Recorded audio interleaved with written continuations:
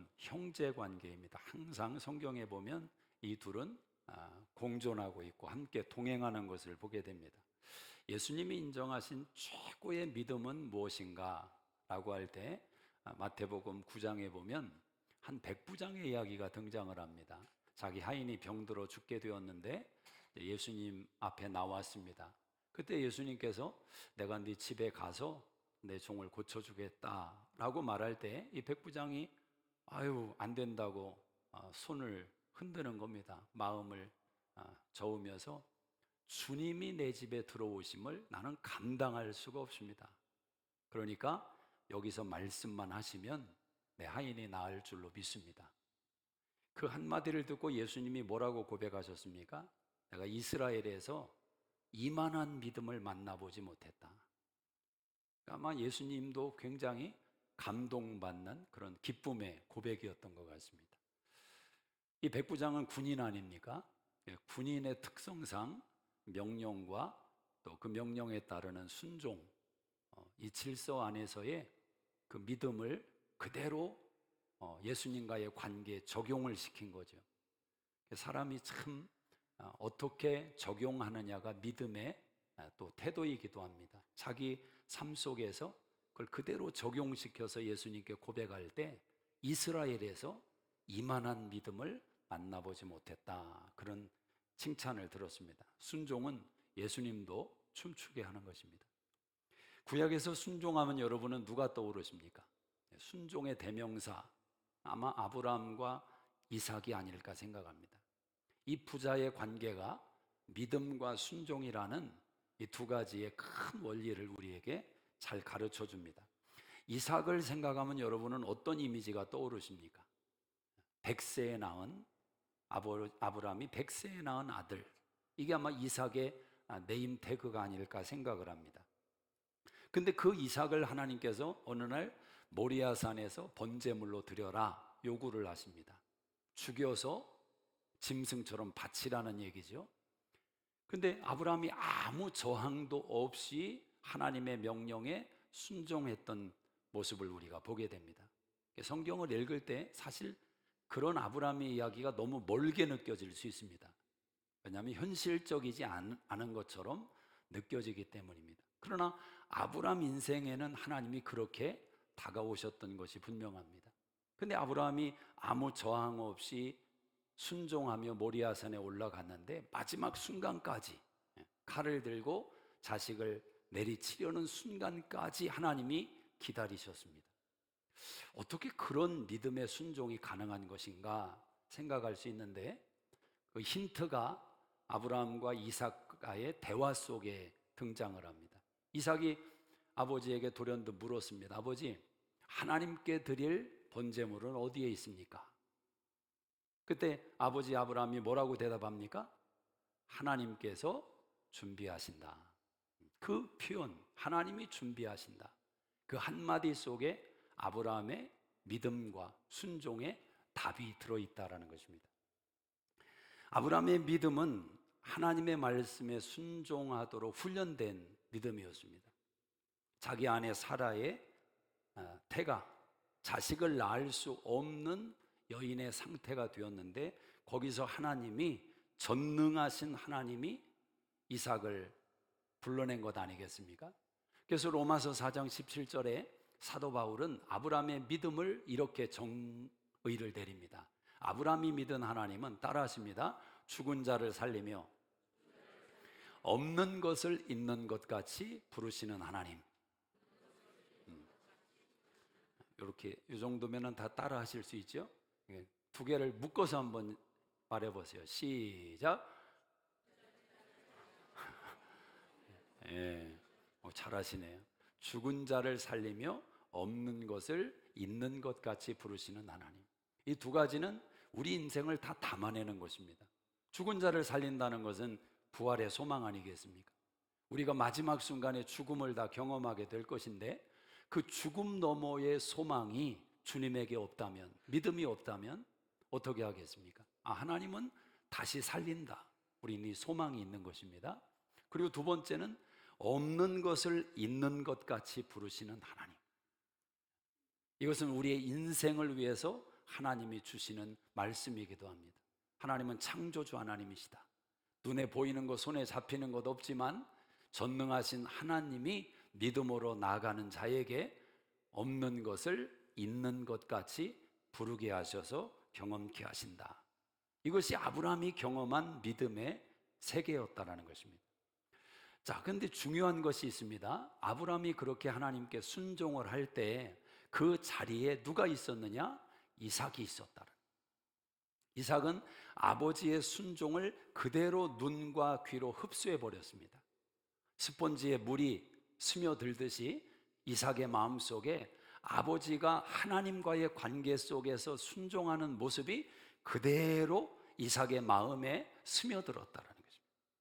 학자들은 이삭의 나이가 청소년기가 지나는 나이라고 합니다. 얼마든지 저항할 수 있고 또 울부짖을 수도 있죠. 아버지 이게 무슨 일이냐고, 나 살고 싶다고. 만약 이삭이 그렇게 저항했다면 아브라함의 마음이 얼마나 힘들고 뒤틀렸겠습니까? 근데 이삭도 어린 양처럼 가만히 순종하며 아버지에게 자신을 다 맡겨버린 겁니다. 참 순종이라는 것이 놀라운 것은 자기 인생을 맡기는 거거든요. 여러분의 자녀는 여러분에게 인생을 다 맡기고 있습니까? 아버지 뜻대로 하십시오. 얘야, 이 여자랑 결혼하거라. 예. 뭐 이게 현실적으로도 맞지 않고 또 뭐 그렇게 그게 옳다라는 차원의 이야기는 아닙니다. 근데 과연 그 정도로 맡길 수 있는 내 부모의 믿음과 내 부모의 신앙을 인정하고 아버지가 결정하는 것은 내 생각이 있고 다 뜻이 있지만 아버지의 뜻이 옳다. 여기까지 갈 수 있는 관계 참 쉬운 건 아니죠. 우리 어머니는 기도하는 사람이니까 엄마의 뜻대로 하는 게 항상 내 인생에 맞는 일이었다. 그래서 엄마의 결정에 자기 인생을 딱 맡길 수 있는 자녀. 이게 이삭과 아브라함의 모습이었다라는 거죠. 여러분, 이 모리아산의 한 번의 사건이 이삭의 인생에 얼마나 큰 영향을 미쳤을까? 이삭의 신앙과 삶을 완전히 바꿔버린 것입니다.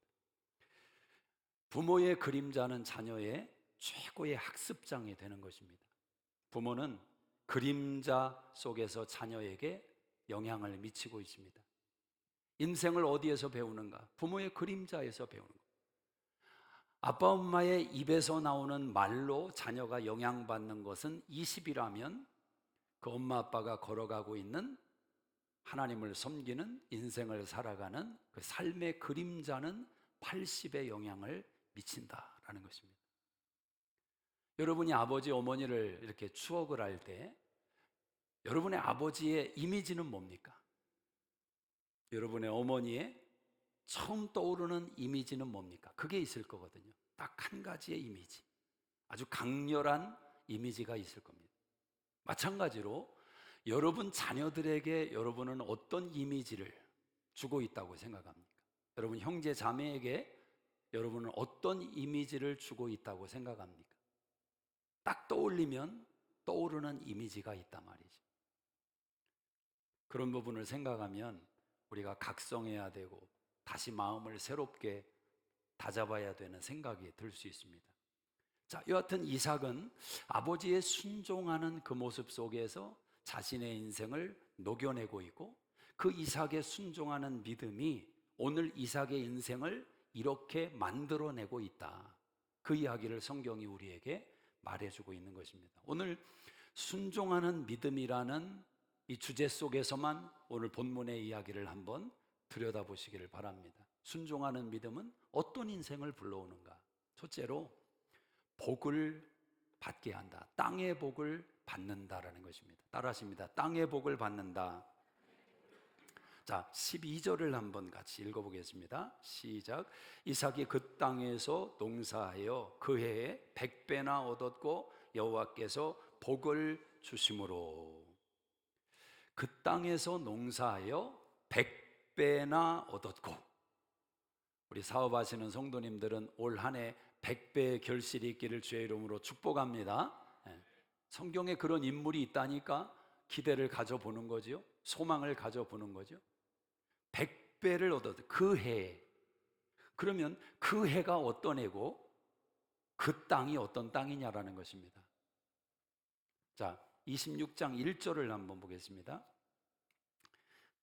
같이 읽겠습니다. 시작. 아브라함 때에 첫 흉년이 들었더니 그 땅에 또 흉년이 들매 이삭이 그랄로 가서 블레셋 왕 아비멜렉에게 이르렀더니, 아브라함이 가나안 땅에 도착을 했습니다. 약속의 땅에 도착을 했죠. 갈대아 우르를 떠나서 하나님의 축복된 약속의 땅에 도착했습니다. 그런데 창세기 13장에 도착하자마자 그 땅에 흉년이 왔다는, 참 인생은 반복되는 것 같습니다. 해 아래 새 것이 없습니다. 좋은 일도 반복되고 나쁜 일도 반복되고, 아버지 아브라함도 흉년을 경험했던 바로 그 땅입니다. 그 땅에 아들 이삭이 흉년을 경험하고 있다는 거죠. 가만히 보면 한 가정을 놓고 만약 이야기를 생각을 해보면 좋은 일이 반복되는 가정이 있고 나쁜 일이 반복되는 가정이 있습니다. 그래서 한때 유행했던 책이 가게 흐르는 저주를 끊어라, 이런 제목의 책이 왜 인기를 얻고 나왔냐면, 너무 반복되는 것을 보게 될 때, 아, 저건 집안 전체에 흐르고 있는 저주가 있는 게 아니냐, 메이크센스가 되고 사람들에게 호감을 불러일으키는 문구였습니다. 그러나 신앙적으로는 건강한 접근은 아닙니다. 예수 그리스도 안에 우리는 모든 저주가 끊어진 줄로 믿습니다. 새로운 피조물이라, 이전 것은 지나갔으니 보라 새 것이 되었도다. 이 믿음 안에 복음을 고백하는 내용 아닙니까? 그런데 삶 속에 여하튼 반복되는 요소가 있는 것만은 현실적으로 사실이다라는 거죠. 아브라함이 흉년을 피해서 애굽으로 내려갔다가 자기 아내를 빼앗기고 큰 낭패를 겪습니다. 하나님의 도우심으로 그가 다시 가나안 땅에 돌아오게 되었습니다. 우리는 그 과정을 보면서 아브라함이 왜 그랬을까 질문을 던져보면 얼마든지 인간적으로 이해가 되는 것이 흉년 아닙니까? 먹고 살아야 되는데 살 수가 없습니다. 약속의 땅에 왜 흉년이 옵니까? 하나님이 축복하신다고 해서 이 땅에 온 것인데 왜 이렇게 살아가야 되는 것입니까? 아브라함 입장에서 볼 때 현실이 마음과 믿음과 충돌을 일으키면 현실이 믿음을 삼켜버린 것이죠. 그때 아브라함은 현실적인 생각만 내린 겁니다. 그러나 믿음으로 살아간다는 것이 그래서 만만치 않다라는 것입니다. 믿음으로 순종하며 살아가는 삶이 결코 호락호락하지 않습니다. 아들 이삭도 마찬가지입니다. 그 땅에 흉년이 들었어요.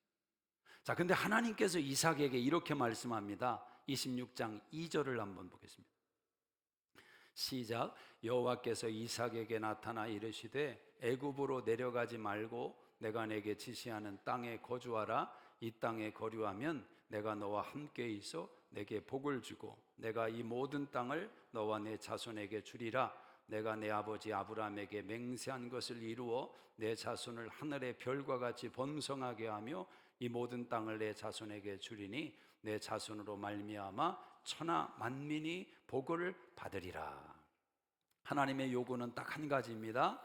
약속의 땅에 머물러라. 약속의 땅에 머물러라. 순종하라는 것입니다. 근데 이 하나님의 말씀을 듣고 이삭이 순종을 했습니다. 현실적인 어려움이 있습니다. 흉년이 왔습니다. 그런데 이삭이 하나님의 약속을 붙들고 그 약속을 믿고 약속의 땅에 머물렀을 때 그 땅에 그 해에 100배의 결실이 있었다 이야기를 하는 것입니다. 순종하는 자녀를 만들고 싶은 것은 모든 부모의 소원일 것입니다. 왜냐하면 순종이 축복받는 비결인 것을 알기 때문에. 부모들의 자녀를 향한 무한 희생의 목적이 무엇이겠습니까? 나보다 잘 살으면 좋겠다. 나보다 행복했으면 좋겠다. 그래서 조금 더 좋은 직장을 얻는 인생이 되도록 공부해라, 공부해라 잔소리를 하게 되는 겁니다. 왜냐하면 조금 더 여유 있는 삶을 살기 위해서 직장을 잘 얻어야 되기 때문에. 현실적으로는 그것만한 대안이 그렇게 보이지 않으니까 대부분의 부모들은 공부해라, 공부해라 그러는 겁니다. 여러분, 어떤 부모가 자기 자녀에게 그런 생각을 갖겠습니까? 아, 얘는 그냥 대충대충 살면 좋겠습니다. 아, 뭐 태어났는데 뭐 목구멍에 풀칠이 하겠습니까? 자녀를 바라보면서 그런 생각과 말을 하는 부모가 있겠습니까? 모든 부모는 자기보다 자녀가 더 이름을 날렸으면 좋겠고, 더 좋은 환경에서 살았으면 좋겠고, 더 많은 영향력을 미치며 복된 생애를 살기를 원할 것입니다. 그래서 공부해라, 공부해라 그럽니다. 근데 여러분, 한번 이렇게 질문을 해보셔야 됩니다. 잘 산다는 게 뭡니까? 재정적으로 여유가 있고 원하는 집을 사고 원하는 삶의 라이프를 만들어가는 게 잘 사는 겁니까? 그건 여유 있게 사는 것이고 넉넉하게 사는 것이지 잘 사는 건 아닙니다. 우리는 한국이나 미국이나 마찬가지입니다. 경제적으로 넉넉하고 권력을 가지고 있고 그렇게 유명한 집안에서 벌어지는 일들이, 가정의 일들이 세상으로 조심스럽게 새어나올 때 얼마나 역겨운 냄새가 납니까? 아니, 어떻게 저게 부부관계인가? 아니, 어떻게 부모와 자식 간에 저런 말을 하며 저렇게 살아가는가? 형제 간에 저렇게 싸우며 어떻게 살아가는가? 우리는 그런 유명한 사람들의, 능력이 있고 권력 있는 사람들의 그 냄새를 맡으면서 잘 산다는 게 뭔지에 대한 정의를 또 한 번 생각하게 되는 겁니다. 잘 살지 못하는 거죠. 여유는 있지만 잘 살지 못하는 겁니다. 요즘 한국에서 교권 문제가 큰 이슈가 되고 있습니다. 선생님 한 명이 자살을 했고 선생님들이 들고 일어나서 데모를 합니다. 교권이 무너진 것은 어제 오늘의 이야기가 아닙니다. 이제는 상식이 된 말이 있습니다. 학교는 잠자러 가는 곳이고 공부는 학원에 가서 하는 것이다. 이건 일반 학생들의 상식이 되어버렸단 말입니다. 그래도 교권이 살아있을 때는 이 자리에 계신 대부분의 분들은 학교 다닐 때, 초등학교 때 제일 무서웠던 말이 뭡니까? 너 내일 부모님 모시고 학교 와. 선생님한테 이 말 들으면 집에 가서도 소화가 안 되죠. 그 말을 꺼내기까지. 얼마나 힘들었습니까? 근데 요즘은 바뀌었다고요. 아이들이 오히려 선생님에게 그런다는 겁니다. 선생님, 우리 엄마 아빠 어떤 분인지 알아요? 내일 우리 엄마 데리고 올 거예요. 그럼 그때부터 선생님들이 먹는 게 체하는 거예요. 바뀌어버렸어요. 한 영상을 봤더니 기간제 교사인가 봅니다. 그러니까 자기 위치가 불안불안한 사람이죠. 근데 그걸 아는 거예요, 아이들이. 그래서 참 더 답답한 거죠. 그 선생님 머리를 툭툭 치면서 인간아 왜 그렇게 사냐? 참혹하더라고요. 여러분, 인성이 무너지면 인생 자체는 없는 겁니다. 다니엘 성품 한글학교 광고가 됐지만 저는 참 좋은 프로그램입니다. 한 가지 성품을 가지고 계속 반복해서 들려주고 보게 하고 생각하게 하고, 그나마 그런 것이 얼마나 살아가는 자녀들에게 선한 영향력을 미치겠어요? 많이 좀 보내시고 주변에 많이 좀 알려주시기를 바래요. 훈련을 받아야 돼요. 부모들이 정말 잘못 키우고 있는데 잘못 키우고 있다는 것을 깨닫지 못하고 있는 거예요. 누가 우리 아들을, 누가 우리 딸을, 이게 선생님에게까지 지금 전염이 되고 있다는 거죠. 여기에는 여러 이유가 있을 겁니다. 그런 진단을 하는 자리가 아니라 순종이라는 단어로 한번 생각해 보자는 겁니다. 권위에 대해서 순종하지 못하는 그 자녀들이 성인이 되었다고 생각해 보십시오. 무섭지 않습니까? 사사기를 보면 사사기의 다음 세대는 완전히 다른 세대가 되어버렸습니다. 예, 물론 우리 자녀들과 우리와는 다른 문화가 있습니다. MZ세대 요즘 다른 문화라고 하죠. 문화는 다를 수 있어요. 그러나 하나님은 바뀌지 않습니다. 복음은 바뀌지 않습니다. 신앙은 바뀌지 않습니다. 그래서 변하지 않는 것은 붙들고 변하는 것에 지혜를 짜낼 때 온전한 세대가 이루어지지 않겠습니까? 사사기는 이렇게 말합니다. 자기 소견에 옳은 대로 행하였더라. 기준이 누구입니까? 나입니다. 법이 없어요. 내가 기준입니다. 자기 소견에 옳은 대로. 이것이 사사기의 심판이었다라는 거예요. 사랑하는 여러분, 순종하면 복을 받습니다. 부모에게 순종하면 땅에서 잘되고 장수할 것이다. 이것은 하나님의 계명입니다. 그런데 여러분, 하나님의 계명이라는 것은 특별한 계명이 있고 일반적인 계명이 있는데, 내 부모에게 순종하면, 내 부모를 공경하면 땅에서 잘되고 번성한다, 장수한다. 이것은 예수를 믿거나 안 믿거나 적용될 수 있는 하나님의 원리다라는 거죠. 우리가 신앙을 접근할 때 오해하는 것이 예수 믿는 사람들에게만 하나님이 은혜를 주시고 복을 주신다 생각을 합니다. 그렇지 않습니다. 예수 믿는 사람에게만 주시는 하나님의 복은 영원한 생명인 것입니다. 예수 안에서. 그러나 불신자들도 오늘 하나님이 하늘 창공에 뜨게 하신 태양의 은혜를 받고 있고, 내려주시는 비의 혜택을 받고 있고, 일반 사람들도, 예수 안 믿는 사람들도 하나님의 창조의 원리 속에 순응하는 요소들의 은혜와 복을 받는단 말이죠. 그래서 저는 이렇게 생각을 하는 겁니다. 우리는 특별한 은혜와 복까지 받은 사람들인데, 하나님이 말씀하신 그 일반적인 원리들을 왜 깨닫지 못하고 순종하지 못해서 하나님이 주시는 은혜와 복을 누리지 못하느냐. 항상 기뻐해라, 쉬지 말고 기도해라, 범사에 감사하라. 이런 원리는 우리가 얼마든지 하나님의 은혜 속에서 경험할 때 세상을 놀라게 만들 수 있는 위대한 하나님의 조언 아니겠습니까? 순종하면 복을 받습니다. 따라하십니다. 순종하면 땅에 복을 받는다. 순종하면 복을 받습니다. 자녀들이 복된 인생 되기를 원하십니까? 순종을 가르쳐야 됩니다. 자녀들이 다 커서 이제는 가르치기가 어렵습니까? 보여주셔야 됩니다. 여러분이 하나님께 순종하는 것을 보여주셔야 돼요. 여러분이 권위에 순종하는 것을 보여주셔야 돼요. 자녀들과 대화를 나눌 때에도 권위의 위치에 있는 사람들을 깎아내리는 말을 함부로 하지 마십시오. 그가 대통령일지라도, 그가 교사일지라도, 그가 목회자들일지라도 지혜가 필요하단 말이에요. 쉽지 않죠. 본능이 불쑥불쑥 나와서 나도 모르게 나오는 말들이 있지만, 정말 사랑하는 자녀들이 복된 인생 되기를 원한다면 권위자들을 향해서는 최대한 말을 지혜롭게 하셔야 됩니다. 왜냐하면 순종하면 복을 받는다. 이 원리는 그대로 적용되기 때문입니다.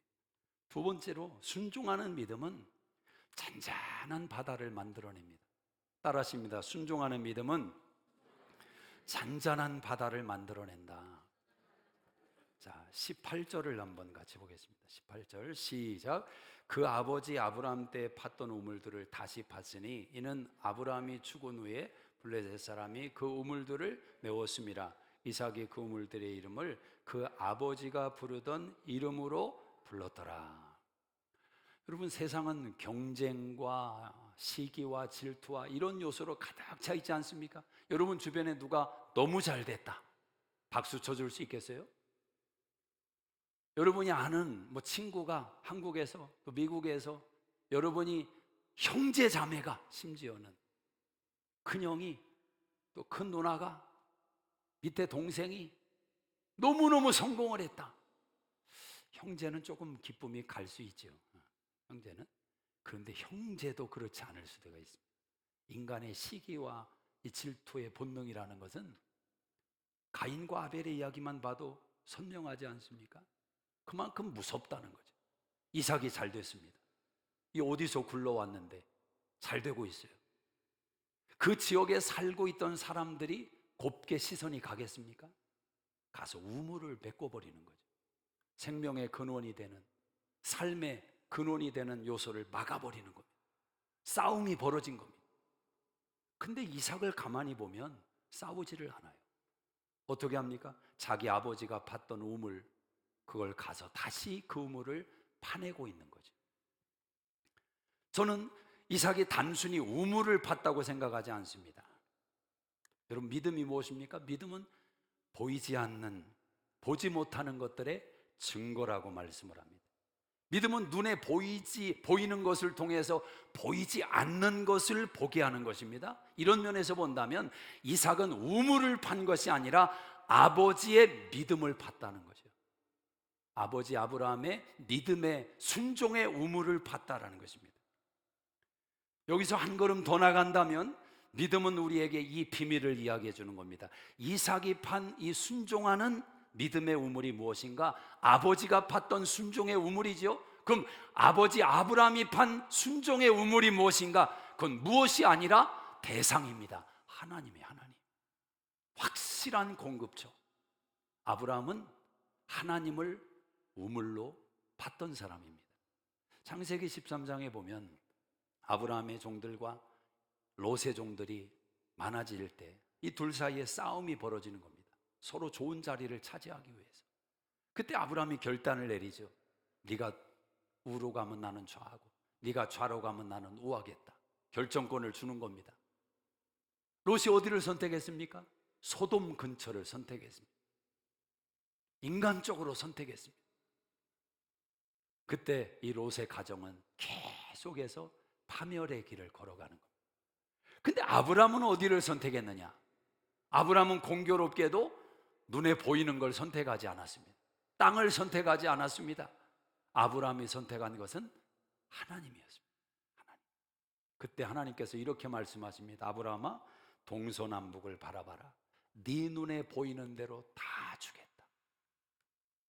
이 원리는 그대로 적용되는 것입니다.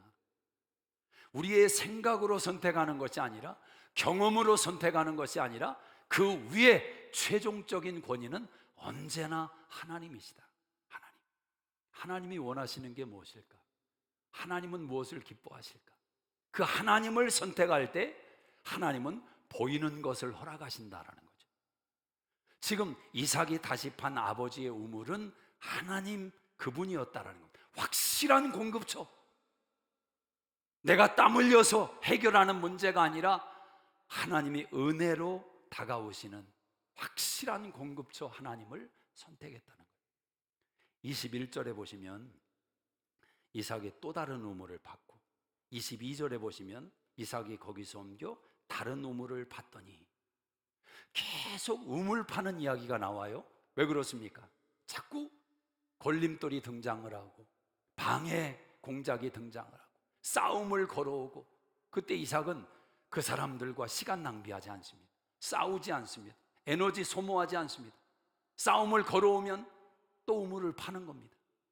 이게 사람이 소극적이고 사람이 부정적이고 또 내성적이고 이런 것을 말하는 게 아니라 확실한 공급처를 믿기 때문에, 그래, 너희하고 싸우지 않는다. 나는 하나님을 믿는다.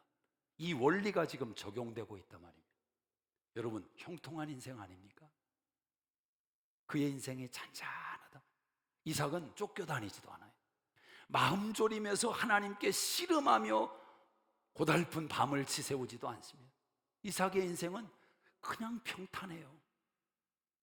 이삭이 한 게 없어요. 그냥 알아서 다 비단길이 열려요. 이삭이 연애를 잘해서 결혼했습니까? 아버지 아브라함이 가서 다 여자 데려다가 이 여자랑 결혼해라. 예, 이게 이삭이에요. 출발부터가. 이삭의 인생은 뭐 고민했다는 얘기도 없고 뭐 싸움을 벌였다는 얘기도 없고 그냥 형통한 길이 열렸어요. 저는 모든 부모의 마음이, 자녀를 향한 마음이 이런 마음이 있지 않을까요? 어느 부모가 저는 제 아들이 나라와 민족을 위해서 목숨을 걸고 자기 인생을 바치는 그런 아들 되기를 원합니다. 그 정도의 또 거룩한 생각을 가지신 분들이 있을 수도 있죠. 그러나 본능적으로 정말 순전히 다 제거하고 부모의 심정만을 이야기한다면, 저는 우리 아들이, 우리 딸이 형통한 인생이 됐으면 좋겠습니다. 싸우는 인생이 아니라 길이 열리는 인생, 다툼이 없는 인생, 그런 평안한 인생이 됐으면 좋겠습니다. 부모의 심정 아니겠습니까? 굴곡이 없어요. 한 생애가 평안합니다. 저는 여러분의 자녀들이 그런 자녀가 되기를 주의 이름으로 축복합니다. 그래서 또 가다가 하나님의 특별한 섭리가 있어서 그 인생을 붙들고 한 번 일하시면 그건 또 다 알아서 하는 거예요. 마음과 소원은 그렇단 말입니다. 여러분 마음이 요즘 평안하십니까? 어떻게 여러분 자녀들을 볼 때 자녀들의 마음이 평안한 것 같습니까? 요즘 청소년들이 참 힘들잖아요. 우리도 가만히 생각해 보면, 우리라고 하니까 죄송합니다. 저도 중학교 때 이런 얘기, 자살 충동을 느낀 적이 있어요. 그래서 동양백화점 위에 올라간 적이 있습니다. 인생이 왜 그렇게, 뭘 그렇게 고민이 많았는지, 뭐가 그렇게 무겁다고 힘들다고. 올라가서 밑에를 이렇게 한번 보니까 무섭더라고요. 그래서 그냥 내려왔습니다. 그 어린 때 생각이 건강하지 못하니까 충동적인 생각들이 많이 일어나죠. 평안한가? 어제 그 수련회장에 갔다 왔습니다. 사역자분들이 얼마나 재미있게 막 아주 너무너무 잘 준비가 되고 섬기고, 집사님들이 또 아이스크림도 사오고, 하여튼 여러 가지 원라이프들이 와서 또 동생들이라고 또 섬겨주고, 너무너무 참 보기가 좋았습니다. 이제 그룹 디스커션이 진행이 되더라고요. 큰 홀을 빌려서 여기저기 흩어져서 스몰 그룹을 하는데, 제 뒤에 여자들이 이렇게 앉아 있었어요. 근데 가까이에 있으니까 다 들리더라고요. 근데 제 시선은 먼 쪽에, 들리지 않는 쪽을 바라보고 귀는 뒤에다가 쫑긋 세우고, 얘네가 도대체 무슨 얘기를 하나, 또 쳐다보면 또 민망해서 또 말을 못할 수 있잖아요. 이렇게 듣고 있는데 한 여자 청년이 그런 얘기를 하더라고요. 얘들아, 동생들한테, 얘들아, 인생은 다 지나가는 거야. 그때마다 힘든 시즌이 있어. 요즘 달라스 덥잖아. 근데 이것도 지나가. 추운 겨울도 지나가. 중요한 건 하나님 신뢰하는 게 중요한 것 같아. 그런 얘기를 막 하는 거예요. 그 인생 교훈을 이야기하는데 제가 아주 훌륭한 설교 한 편을 들었습니다. 얼마나 감사하든지, 저 젊은 나이에 벌써 인생은 지나가는 거다, 이 진리를 깨달아 버렸어요. 하나님 신뢰하는 게 가장 중요하다. 그 인생이 형통하지 않겠습니까? 저는 제가 봐도 쟤는 인생이 형통하겠다. 이삭의 인생은 한 사람의 인생으로 볼 때 너무 평안하고 평탄합니다. 우물이라는 이 사건은 그런 이삭의 인생을 대변해 주는 것입니다. 어떤 사람은 우물 하나 파는 게 평생의 일이 되는 사람도 있는데, 어떻게 이삭은 팠다 하면 물이 나오고 팠다 하면 물이 나오고. 아마 이삭한테 가서 물어볼 거예요, 사람들이. 이삭, 아니 비결이 도대체 뭡니까? 당신은 어떻게 팠다 하면 물이 나옵니까? 땅속을 보는 시선이 있습니까? 그럼 아마 이삭은 이렇게 답을 할 겁니다. 원래 그런 거 아니에요. 제일 짜증나는 사람의 답이죠. 원래 그런 거 아니에요. 파면 나오는 거 아니에요? 아니, 이삭에게는 그게 진심이란 말입니다. 내가 무슨 실력이 있는 것도 아니고 땅속을 하는 능력이 있는 것도 아니고 그냥 팠는데 나오는 걸 어떻게 아는가? 그에게는 그게 진심이란 말이에요. 사랑하는 여러분, 여러분의 인생은 어떻습니까? 땅을 보는 실력과 능력으로만 인생을 살아가십니까?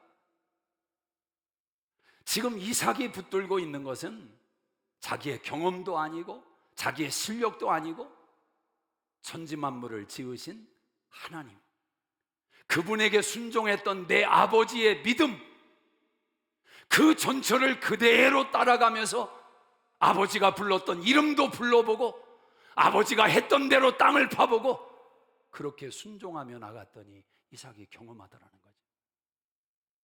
밤새도록 그물을 던졌던 베드로를 떠올려 보십시오. 업으로 잔뼈가 굵었습니다. 어디에 물고기가 많은지 다 알아요. 그런데 그 밤에 한 마리도 낚지 못하더라. 왜 그렇습니까? 인생이 내 마음대로 안 되거든요. 경험이 불러오는 내용이 꼭 인생의 미래를 결정하지 않거든요. 한 마리도 못 잡았는데 예수님께서 말씀하십니다. 깊은 데 그물을 던져라. 순종했더니 그물이 찢어질 정도로 고기를 잡았어요. 우리 생각대로 다 안 됩니다. 우리 경험대로 다 안 됩니다. 하나님 그분에게 순종할 때 평탄한 잔잔한 인생의 은혜를 경험한다라는 거죠. 세 번째는 순종하는 믿음은 미래를 활짝 열어주는 것입니다. 미래를 따라하십니다. 순종하는 믿음은 미래를 활짝 열어준다. 자, 22절을 한번 읽어보겠습니다. 시작. 이삭이 거기서 옮겨 다른 우물을 봤더니 그들이 다투지 아니하였으므로 그 이름을 르호봇이라 하여 이르되 이제는 여호와께서 우리를 위하여 넓게 하셨으니 이 땅에서 우리가 번성하리로다 하였더라. 순종하는 믿음은 복을 받고, 순종하는 믿음은 평안하고, 순종하는 믿음은 미래가 활짝 열린다는 거예요. 사실 성경의 이야기는 순종과 뗄래야 뗄 수 없는 이야기입니다. 왜냐하면 창세기에서 아담과 하와가 불순종했기 때문에 그들이 에덴 동산에서 쫓겨났습니다. 하나님은 계속해서 선지자들을 보내고 사람을 보내서 순종을 이야기했습니다. 내게 돌아오라, 내 말에 순종해라. 그러나 순종은 사람의 힘으로 지킬 수 있는 내용이 아니었습니다. 그래서 하나님은 로마서 5장 19절에 말씀하는 것처럼 한 사람의 순종으로 많은 사람이 구원을 받게 되는 복음을 우리에게 허락하신 겁니다. 예수님의 순종. 빌립보서 2장 8절 9절에 죽기까지 복종하신, 십자가에 순종하신 예수님 때문에, 히브리서 5장 8절 9절에 그가 아들이시라도 고난을 통하여 순종함을 배워 온전하게 되셨다고 말을 합니다. 예수님의 순종이 오늘 저와 여러분을 이 자리에 있게 한 것입니다.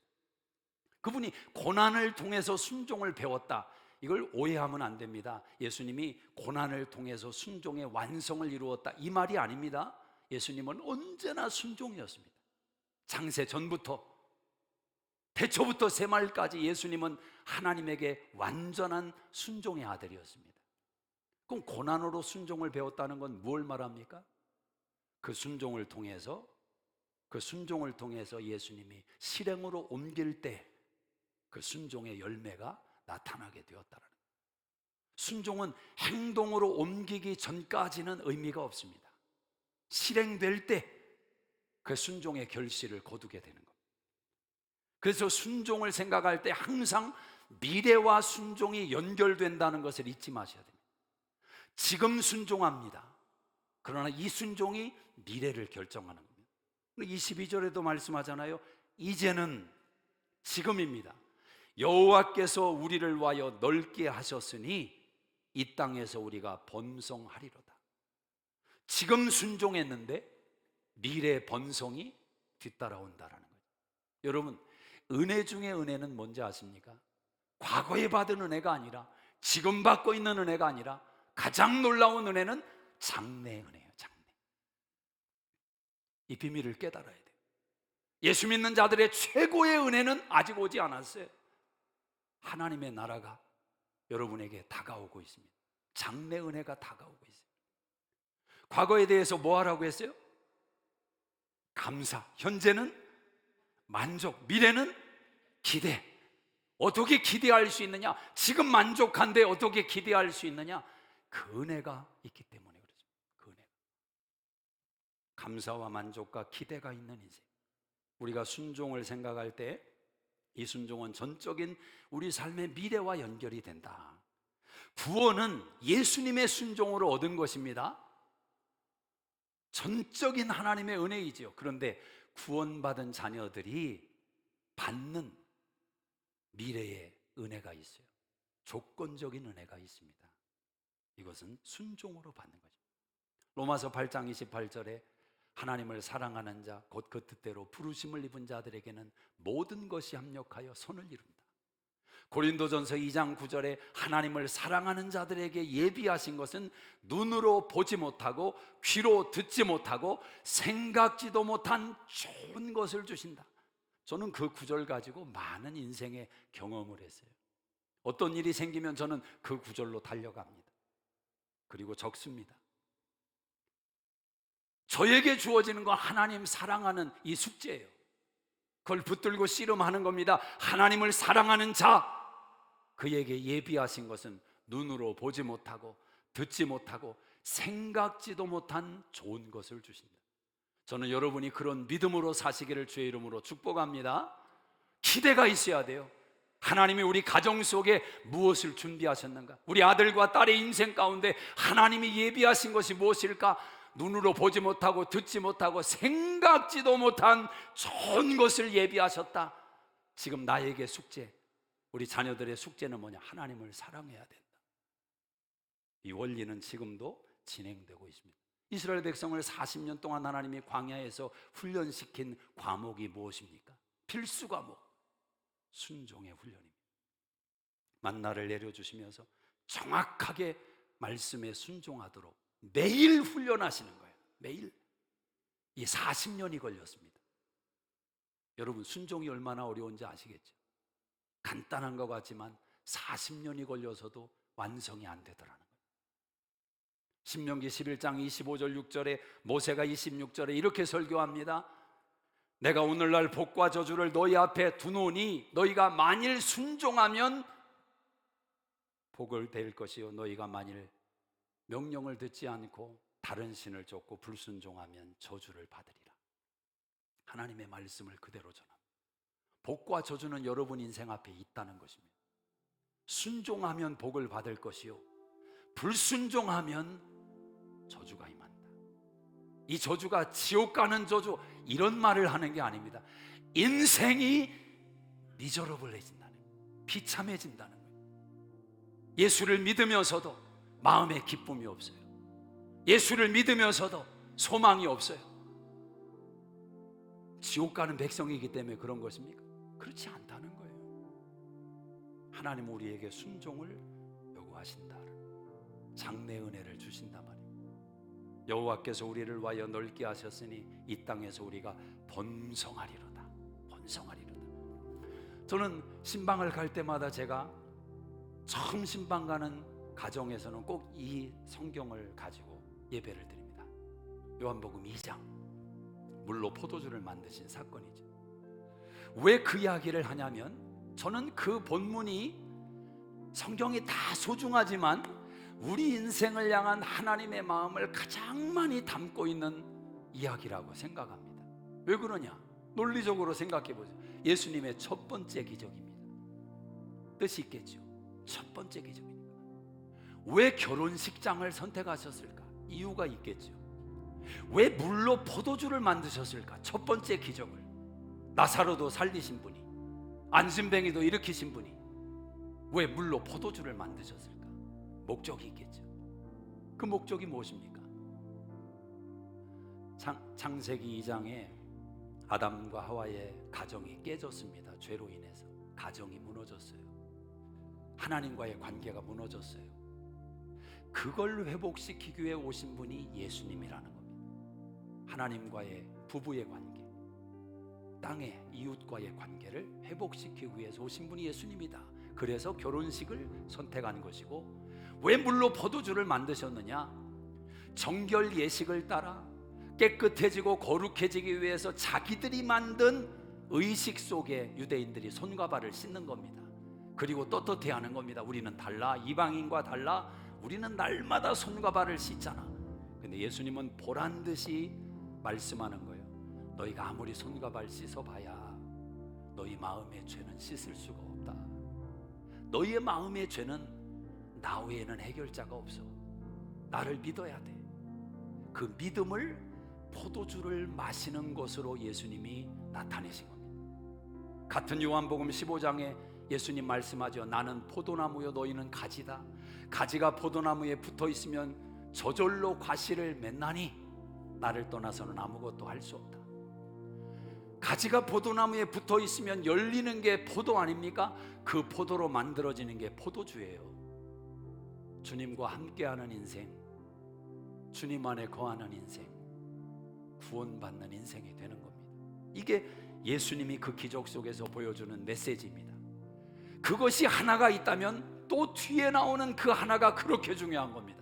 환관장이 그 포도주를 맛봤어요. 이렇게 말합니다. 아니, 보통 사람은 처음에 좋은 거 주고 나중에는 아무거나 주는데, 나쁜 거 주는데, 이 집은 어떻게 처음에도 좋은 게 나오고 나중에는 더 좋은 게 나오느냐. 환관장이 놀래버린 거죠. 그 포도주 맛을 보고. 여러분, 예수님을 주님 삼고 주인 삼고 살아가는 인생 속에 그분에게 순종하며 믿음으로 살아갈 때 예수님이 주시는 인생이 뭔지 아세요? 세상은 다 처음은 좋아요.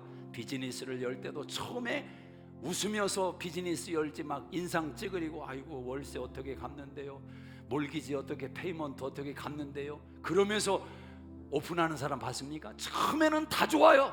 결혼식 할 때 여러분, 결혼식장에서 막 인상 쓰면서 내가 어떻게 하다 이 여자랑 결혼하나, 그 여자랑 결혼해야 되는데, 울면서 결혼식 하는 남자 여자 있습니까? 없어요. 다 좋아요. 다 좋아. 처음에는 다 좋아요. 그런데 조금만 가봐요. 서서히 빠져가요. 이게 세상입니다. 세상. 처음에는 너무 좋은 걸 주는 거예요. 마약 해보셨습니까? 너무 좋아요. 처음에는. 저 안 해봤어요. 다 정보를 이야기. 그렇대요. 너무 좋아서 그 기억에서 도저히 빠져나갈 수가 없대요. 그 정도로 무서울 정도로 좋대요. 만약에 그렇게 계속 좋다면 저도 마약하겠어요. 그런데 처음에 그렇게 좋았던 것이 얼마나 비참한 인생을 만들어. 그런데 예수님과 함께하는 인생은 처음에 좋아요. 더 좋아져. 더 좋아져. 더 좋아. 순종하는 믿음, 거기에 비밀이 있는 것입니다. 저는 우리 교회 성도들의 가정이, 부모 자녀의 관계가, 사업장이, 직장이 계속해서 좋아지기를 주님의 이름으로 축복합니다. 우리에게 주어진 숙제, 순종. 기도하겠습니다. 여러분, 조용히 이 순종이라는 단어를 한번 생각해 봅시다. 여러분의 자녀들이 순종하십니까? 혹시 여러분 마음을 아프게 하고 있습니까? 힘드십니까? 어떻게 하시겠습니까? 제가 가이드를 하나 드리려고 합니다. 그 자녀와의 문제가 아니라 나와 하나님과의 문제다, 이렇게 생각해 보십시오. 직장 생활이 요즘 힘드십니까? 사업하는 것이 지겨우십니까? 한번 이 순종이라는 단어를 떠올려 보십시오. 우리 인생에 새로운 시선이 열릴 것입니다. 하나님 아버지, 순종하는 믿음으로 복을 받게 하시고 평안하게 하시고 미래가 열리는 우리 수정교회 2부 예배자들로 복을 내려 주시옵소서. 예수님의 이름으로 기도드리옵나이다. 아멘. 다 같이 자리에서 일어나셔서 믿음으로 이 찬양 고백하시면서 들은 말씀 하나님 앞에 다시 한번 새기기를 원합니다.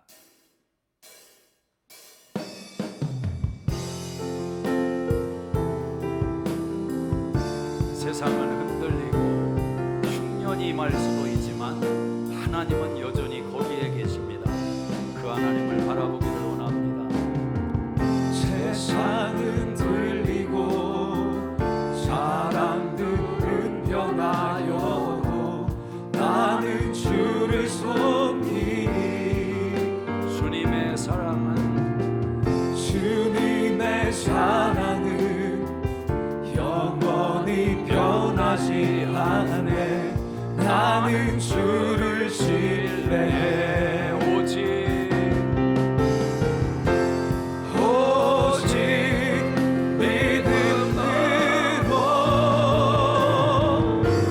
믿음으로 내가 살리라.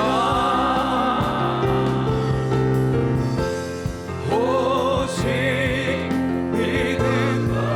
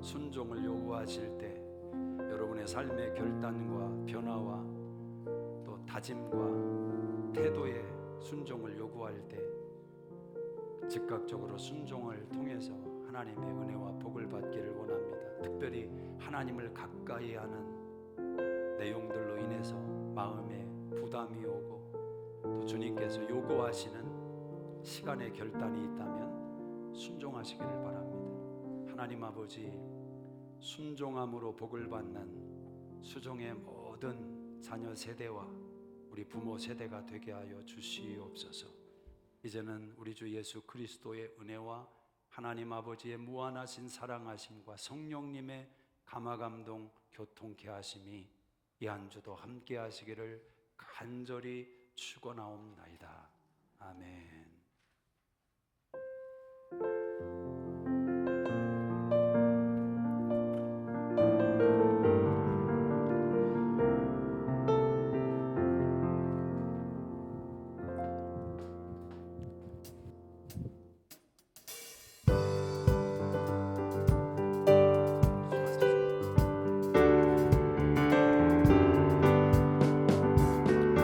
아름다운 이야기가 있네. 구세주의 사랑 이야기, 영광스런 천국 떠난 사랑, 나와 같은